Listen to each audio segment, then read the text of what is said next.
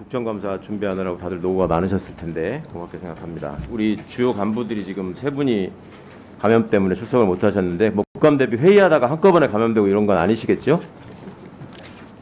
저 업무차. 그러니까 혹시 국감 때문에 회의하다가 예. 그럴까봐 회유하기를 바랍니다. 예, 고맙습니다. 그 법무부 업무가 뭐 더 잘 아시겠지만 검찰 업무만 있는 검찰 지도 감독 업무만 있는 게 아니거든요. 굉장히 중요한 업무들이 많잖아요. 예. 법무실, 뭐 범죄예방정책국, 인권국, 교정본부, 출입국본부, 뭐 다들 이 각자 맡은 분야에서 전문성을 살려가지고 다들 너무 애를 쓰고 계시고, 그런데 늘 국감 때건 우리 상임위 전체 회의 때건 그분들의 노고나 또 어떤 성과에 대해서는 제대로 짚어볼 기회가 없어서 이번 국감 과정에서는 좀 여러 의원님께서도 또 그 생각을 하시고 많이 논의를 하고 계시니까 우리 법무부 장차관께서도 그런 이제 각 본부 직원분들의 노고나 또 그 주요 추진 업무에 대해서도 더 많이 신경 쓰실 거라고 믿고 기대하겠습니다. 잘하겠습니다. 우리 장관 취임하시고 나서 그 여러 가지 이제 정책과 관련한 중요한 말씀하셨는데 오늘 보니까 이제 여기 이 정의와 상식의 법치라는 말이 이제 처음 보여요. 이게 취임하시고 나서 아마 무슨 비전이나 모토로 이렇게 장관이 설정하신 목표인 걸로 이해하면 되겠죠? 예, 제일 처음에 네. 그걸 정해서 저희 그래서 그렇게 로고로 정하고 취임 직후부터 쓰고 있습니다. 네네. 그 대통령께서 말씀하신 뭐 공정과 상식과도 소통하는 문제고 중요한 얘기니까 잘 구현될 수 있으면 좋겠다는 바람 때문에 원래는 이제 다른 분야 업무도 좀 많이 여쭤보려고 준비를 했는데 업무 보고를 듣는 과정에서 좀 여쭤볼 게 있어서 그걸 먼저 말씀을 좀 드리겠습니다. 이 국정감사 결과 보고 국정감사 지적사항 조치 결과라는 거를 이제 제출을 해주셔서 아까 이제 이걸 봤거든요. 보다가 보니까 화면 한번 보시겠습니까? 그 작년에 이제 국감에서 중요한 이슈가 됐었고 시정 요구 사항으로 됐던 게 대법원 판결에서 유우성 사건의 보복 기소가 공소권 남용에 해당하는 것으로 최종 확인되었으므로 해당 사안에 대해서 법무부 차원의 철저한 감찰 및 징계 실시 여부를 검토할 것 이렇게 돼 있는데 여기에 대한 법무부의 지금 조치 결과 보고가 어떻게 돼 있냐면 법원 판결을 존중하되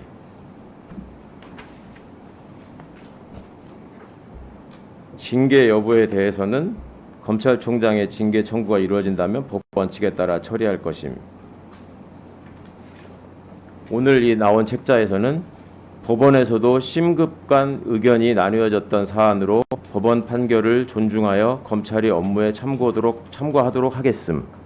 지금 오늘 이게 마지막으로 제출된 거라서 이게 최종 입장인 것 같아요. 이게 지금 정의와 상식의 법치에 맞는 결과라고 생각합니까? 요 당사자인 분이 퇴직하셨지만 검찰총장 후보자까지 갔다가 퇴직을 하셨잖아요. 우리 장관 말씀하실 때마다 그 과거가 없이 어떻게 미래가 있겠습니까라는 말씀 여러 번 반복하시는 거 들었었어요.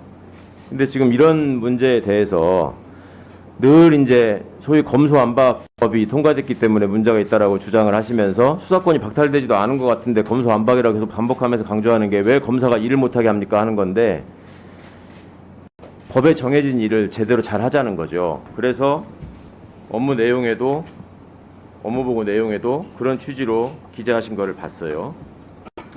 그러면 할 일을 제대로 하는 공정한 검찰 이렇게 제목으로 지금 업무 보고에 했단 말이죠.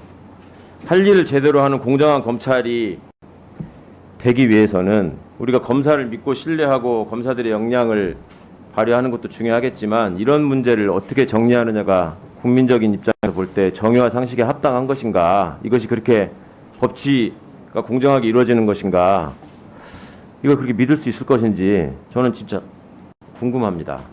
그리고 또 하나, 이 수사지휘권을 폐지하는 문제에 대해서도 늘 여러 번 이제 장관 정책적 기조 내지는 입장으로 말씀을 하시고, 그게 이제 지난번에 아마 예결위 때인가 뭐 그때 우리 김영배 의원이 질의하는 과정에서 얘기가 됐던 것 같은데, 왕이 아닌 이상 이거 뭐 법을 개정하든지 뭘 해야 될 거 아니냐라고 하니까 아마 그걸 수용하신 것 같은데, 향후 검찰청법 개정안을 내겠다라는 취지로 지금 돼 있는 것 같아요. 업무보고에.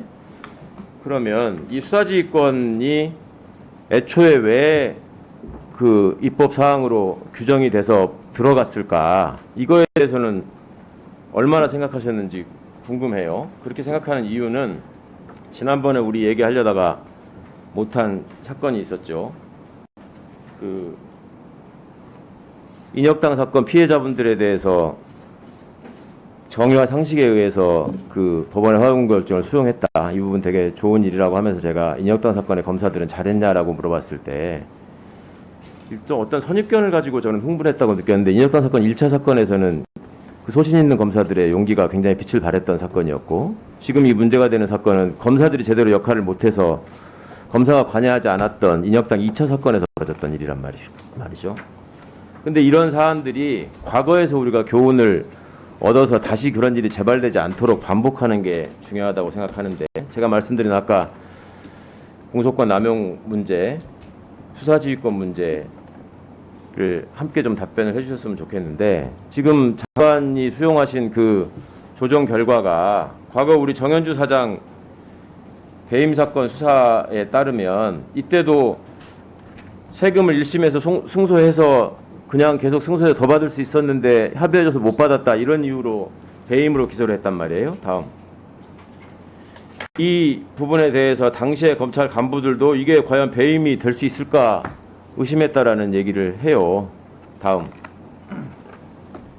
이게 임채진 총장께서 법무부 장관의 간섭이 심했고 장관이 일선청에 직접 전화하는 패습이 남아 있었고 이거를 일선 지검장들한테 얘기한 적도 있고 항의한 적도 있다 이렇게 말씀을 했단 말이에요. 근데 이런 부분에 대해서만 생각을 하면서 수사지휘권이 굉장히 나쁜 역할만 하는 것처럼 얘기를 하시는데 이런 잘못된 결정을 시정한 입장에서 이걸 그대로 놔두면은 본인이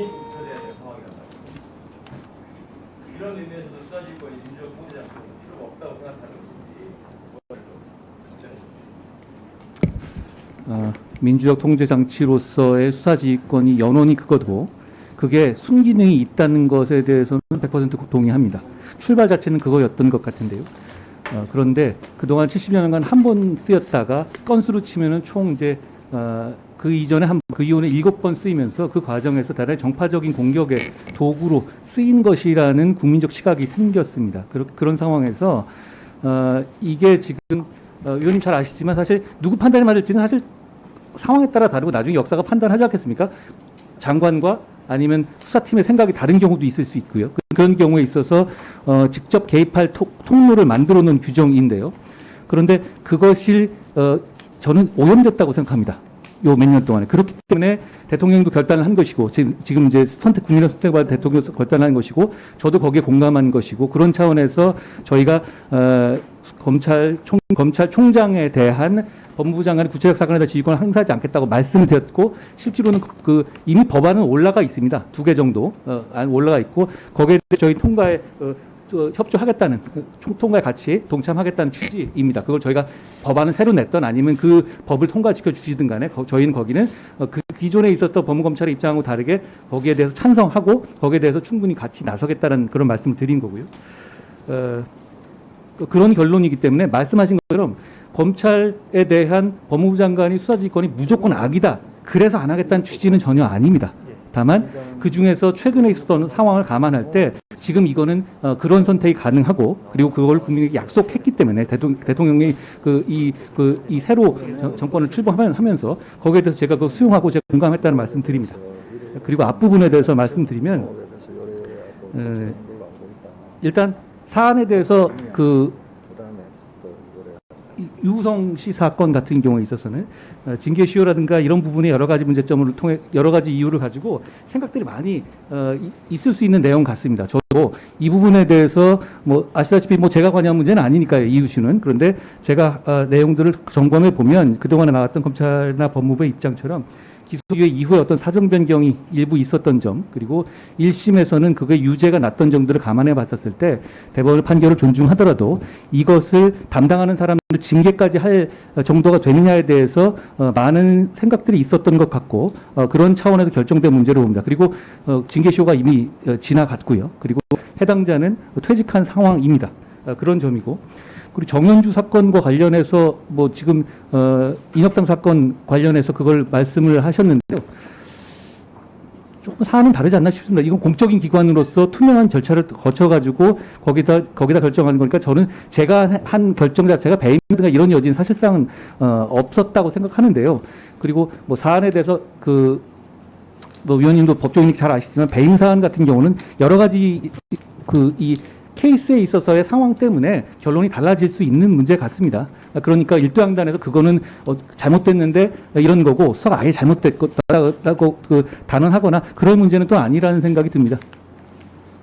네. 토론회를 남기는 답변을 하셔서 다음에 다시 질의를 해야 되겠는데 일단 공소권 남용 사안이 확정된 거에 대한 심각성에 대해서 굉장히 느끼는 차이가 있는 것 같아요. 예. 그거 하나 확인하고 국정감사는 그 상임위의 현안 질의하고는 좀 다르죠, 본질이. 그래서 기관장들께서 증인으로 선서도 하시고 또 그와 관련한 처벌 규정들도 있죠. 위증죄도 있고 그다음에 국회 모욕죄 같은 것도 있다는 거 잘 알고 계실 겁니다. 그렇게 얘기한 취지가 이제 무의미한 어떤 질의 답변 혹은 정치적 공방의 반복보다는 실질적으로 국민께 도움이 되는 사실을 찾아내서 서로 성찰하는 계기로 삼자, 여기에 있는 것 같아요. 그래서 다시 한번 다른 주제가 있는데 이제 안타깝습니다만은 이걸 좀 확인하고 가는 게 좋을 것 같습니다. 그러니까 정의와 상식의 법치를 우리가 구현하기 위해서, 그리고 과거를 바탕으로 미래를 얘기하기 위해서 매듭을 좀 지어야 될 필요가 있을 것 같아요. 아까 내가 장관 답변 중에 좀 명확하지 않은 지점이 있어서 먼저 확인을 하자면, 그러니까 지금 유우성 씨 사건에 대한 공소권 남용을 인정한 대법원 판결을 인정하는 겁니까, 안 하는 겁니까? 그건 인정하시는 거죠? 대법원 판결은 인정하지 않을 방법도 없고 당연히 존중합니다. 당연히 그럼 대법원 존중해야 되고, 그 다음에 지금 정현주 사장에 대한 그 배임 기소 사건, 그거의 수사가 아까 말씀하다 보면은 뭐 잘못됐는지도 한번 다시 생각해봐야 한다는 취지로 들렸었는데 맞습니까? 무죄가 났다고 해서 수사가 모두 다 잘못된 것이고 어떤 의도를 가지고 한 것이다 이렇게 볼 수는 없죠. 그러면 그 과거사위의 어떤 그 사건 조사 리뷰 결론에 대해서도 지금 인정할 수 없다는 것으로 받아들여도 되겠습니까? 과거사위에서 그 사안에서 어떻게 판단했는지 정확하게 지금 기억은 안 납니다. 보여드릴게요. 예. 어떻게 판단했는지. 자, 당시 총장 중앙지검장의 다음 권고사항 잘못된 기소에 대한 검찰총장의 사과, 위법하고 부당한 공소제기 통제장치 마련, 법 애국제 도입의 적극적인 검토, 법무부 장관의 검찰총장 지휘감독권 개선. 요거를 받아들이지 않는 겁니까? 지금 한동훈 법무부는? 과거에 있었던 얘기 아니겠습니까? 거기에 대해서 이걸 저한테 과거 평가하란 말씀이신가요? 법무부의 행정은 영속성이 없이 과거에 있는 일로 치부할 수 있는 거예요? 지금 저의 의견을 물어보시는 것이니까요. 검찰과거사위원회는 예. 한동훈 장관 사적으로 만드신 게 아니고 대한민국 법무부가 구성해서 또 그때 당시에 수사에 관여한 부분 또 지휘부를 다 진술을 들은 다음에 결론을 내리고 권고를 한 겁니다. 권고를 한 것이죠. 네. 권고를 한 것이죠. 네. 기속력이 있는 문제는 아니니까요. 저기 그러니까 기속력이 없으니까 받아들이지 않겠다. 과거사위원회 들어보십시오. 제가 과거사위원회 한 말씀 중에서 모두 다 잘못됐다는 취지는 아니고요. 거기에 대해서 저희 입장에서 여러 가지 판단을 할 수 있다. 이런 말씀은 핵심은 아니지만 기본적으로 판결은 존중하겠지만 법무부가 자체적으로 조사한 거에 대해서는 권고사항이니까 내가 한번 다시 생각해 보겠다.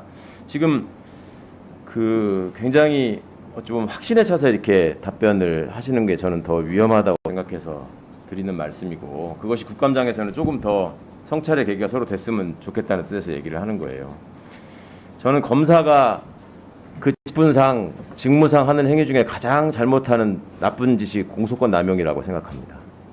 그리고 그것이 지금 아까 장관 답변에 보자면 1심에서의 견해가 다른 점이 있었고 징계시효가 지났고 당사자가 퇴직했다는 식의 말씀을 하셨어요. 정의와 상식의 법치를 얘기하시는 분이 실질을 외면하고 절차를 들어서 그렇게 얘기하시는 건 좀 옹색해 보여요. 징계시효가 끝났는지 안 끝났는지는 감찰의 결과로 공소시효가 끝났는지와 더불어서 판단할 수도 있는 것이고, 이거는 과거에 윤석열 검찰이 잘했던 직권남용으로도 얼마든지 처벌할 수 있는 사안이고 피해자도 지금 고발한 것으로 알고 있는데 그 부분에 대한 성찰도 전혀 없고, 심지어 이 가해 당사자라고 할 수 있는 검사가 그냥 퇴직한 것도 아니고 사과 한마디도 없이 검찰총장 후보자까지 올라갔단 말이에요. 그 정도라면 정의와 상식의 법치를 앞세우는 우리 법무부는 이 후보로서 포함된 것 자체도 국민 보기 부끄럽고 이런 일이 있어서는 안 된다라는 말씀이 있어야 됩니다. 왜 그러냐면 지금 검사가 늘 말씀하잖아요. 검찰이라는 조직이 수백 년 동안 잘 해오는 게 있는데 굳이 손대지 않아도 나쁜 놈만 잘 잡으면 된다 이렇게 얘기를 했어요. 그런데 나쁜 놈을 어거지로 만들어낸 사건이에요. 이거는 간첩 조작 사건을 보복하려는 의미로 기소한 사건인데 그 부분에 대한 심각성에 대해서 단순히 그냥 견해가 다르다 이렇게 넘어갈 수는 없는 문제라고 저는 생각해요. 다시 한번 형찰에 보시기를 바라고, 아까 그러셨잖아요. 수사지휘권과 관련해서 얘기를 하니까 이게 지금 뭐 수십 년간에 뭐를 통해서 오염됐다라고 하는데, 아까 앞에 임채진 총장이나 이런 분들 말씀하시는 거 보면 음성적 수사지휘가 계속 되고 있었던 거예요. 드러나지 않았을 뿐이지 바깥으로. 그것도 부인할 수는 없지 않습니까? 잘 알고 있지 않습니까? 검사 생활도 하고 청와대에서도 근무해보고 했기 때문에. 그런데 그 부분을 해결하는 방식에 있어서 지금 이 정보사항이 담고 있는 의미에 대해서도 다시 한번 생각해보겠다라고 하시면, 이거는 기본적으로 이 수사지휘권을 규정한 검찰청법 취지를 이해하고 있으면서도 그냥 없애는 걸로 문제를 해결하겠다는 말씀으로 연결이 되는 것이고, 본인의 소신과도 배치되는 거예요. 아까 수사권 조정과 관련해서 검찰 수사권법의 축소와 관련해서 얘기를 하니까 답변하신 거 기억하실 거예요. 문제를 고치는 것과 없애버리는 거는 다른 얘기 아니겠습니까? 라고 분명히 얘기를 했어요. 이게 바로 그 문제예요. 문제를 고치는 것과 없애버리는 건 완전히 다른 얘기란 말입니다. 그런데 일관되게 우리 법무부 장관께서 주장하시는 바를, 확신에 차서 주장하시는 바를 보면 딱 관통하고 있는 논리가 있어요. 검찰 권한은 어떤 제약도 받지 않고 극대화돼야 된다. 그리고 그 비판에 대해서는 항상 제보해봐야 된다. 이러면 국민이 어떻게 검찰을 믿고 권한을 부여할 테니 그동안 하던 대로 하라는 말을 하겠습니까? 그렇게 되면 검찰개혁의 이유를 그대로 보강해주는 것밖에 안 된다. 이상입니다.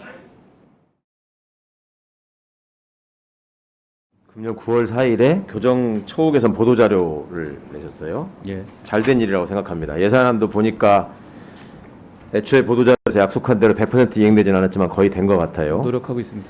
일반직 공무원 그들 여러 가지 이제 그 직급이나 이런 또 구성 숫자나 이런 것들에 비교해 볼 때 교정본부가 결코 작은 조직이 아닌 것 같고, 아까 이제 범정에 관해서는 부족한 인력에 대한 얘기가 나와서 교정본부 얘기도 좀 장관이 이런 관심을 갖고 확인하고 계신다는 점에 대해서 반갑게 생각합니다. 교정 시설이 30년 이상 노후된 게 반 이상 된다는 거 알고 있죠? 예. 이거 순차적으로 계획 수립해서 빨리 해결하는 것이 필요한 것 같습니다. 그렇습니다. 교정본부장께 좀 여쭤보겠습니다. 그 교정본부 구성원들이 잠시만요. 굉장히 잠시만요. 앉아서 마이크 쓰십시오. 예, 마이크 예. 없는 모양입니다. 바른 대로 나가십시오.